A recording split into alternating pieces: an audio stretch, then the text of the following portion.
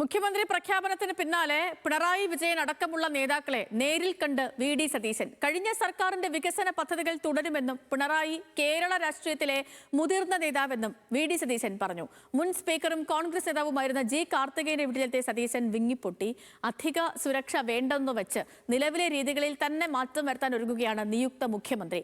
തിങ്കളാഴ്ച നടക്കാനിരിക്കുന്ന സത്യപ്രതിജ്ഞയ്ക്ക് ദേശീയ നേതാക്കൾ അടക്കമുള്ളവർ പങ്കെടുക്കും. വിശദമായൊരു റിപ്പോർട്ടിലേക്കാണ് ഇനി.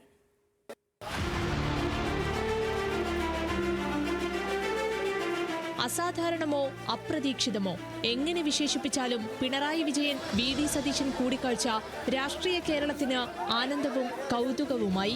ഉച്ചയ്ക്ക് 12:10 തിരുവനന്തപുരം ബേക്കറി ജംഗ്ഷനിലെ വാടക വീട്ടിലെത്തിയാണ് സതീശൻ പിണറായി വിജയനെ കണ്ടത്. നിയുക്ത മുഖ്യമന്ത്രിയെ മുൻ മുഖ്യമന്ത്രി പുറത്തേക്കിറങ്ങി വന്ന് കൈപിടിച്ച് സ്വീകരിച്ചു. നിറഞ്ഞ പുഞ്ചിരിയോടെ ഭാര്യ കമല, മകൾ വീണ എന്നിവരും ഒപ്പമുണ്ടായിരുന്നു. പിണറായിയുടെ ചിട്ടയൊന്നും തനിക്കില്ലെന്ന് ചായ സൽക്കാരത്തിനിടെ വി.ഡി. സതീശന്റെ കുശലം.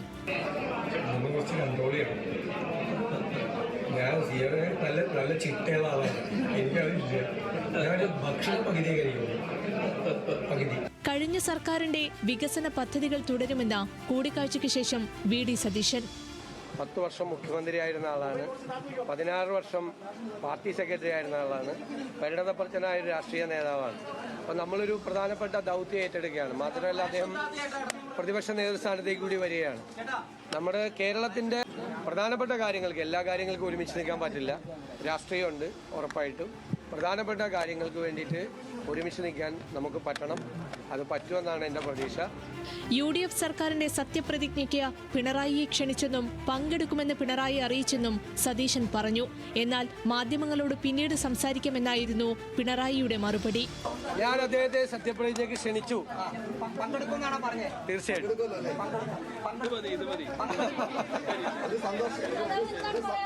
മുൻ സ്പീക്കറും മുതിർന്ന കോൺഗ്രസ് നേതാവുമായിരുന്ന ജി കാർത്തികേയന്റെ വീട്ടിലെത്തിയ സതീശൻ വിങ്ങിപ്പൊട്ടി. കാർത്തികേയന്റെ ഭാര്യയുടെ അനുഗ്രഹം വാങ്ങുമ്പോൾ വികാരാധീനനായി. ചീഫ് മിനിസ്റ്റർ കരയാൻ പാടില്ലെന്ന് പറഞ്ഞ് സുലേഖ ടീച്ചറുടെ ആശ്വാസവാക്കുകൾ. ചീഫ് മിനിസ്റ്റർ അങ്ങനെ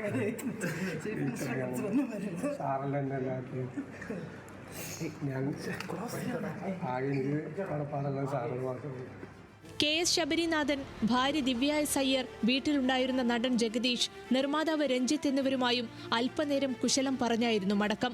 UDF കൺവീനർ അടൂർ പ്രകാശിനെയും സതീശൻ വീട്ടിലെത്തി കണ്ടു. MLA ഹോസ്റ്റലിലെത്തിയായിരുന്നു PJ ജോസഫുമായുള്ള കൂടിക്കാഴ്ച. നിയുക്ത മുഖ്യമന്ത്രിയെ PJ ജോസഫ് ബൊക്കെ നൽകിയും പൊന്നാട അണിയിച്ചും സ്വീകരിച്ചു. ശാന്തിഗിരി ആശ്രമം ജനറൽ സെക്രട്ടറി സ്വാമി ഗുരുരത്നം, ബിലീവേഴ്സ് ചർച്ച് പ്രതിനിധി ബിഷപ്പ് മോഹൻ മാനുവൽ, CSI സഭാ ബിഷപ്പ് ഉമ്മൻ ജോർജ്, പാളയം ഇമാം VP സുഹൈബ് മൗലവി എന്നിവർ കണ്ടോൺമെന്റ് ഹൌസിലെത്തി നിയുക്ത മുഖ്യമന്ത്രിക്ക് ആശംസകൾ നേർന്നു.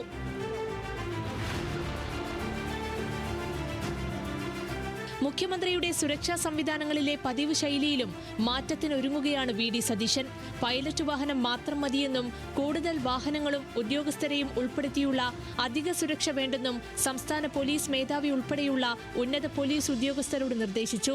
ജനങ്ങളെ അനാവശ്യമായി വഴിയിൽ തടഞ്ഞു നിർത്തരുതെന്നും ആവശ്യപ്പെട്ടിട്ടുണ്ട്. സാമ്പത്തിക നില വഷളായിരിക്കുന്ന ഒരു സമയത്ത് ആർഭാടങ്ങൾ പരമാവധി കുറച്ച് നമ്മൾ ചില മാതൃകകൾ സൃഷ്ടിക്കണം.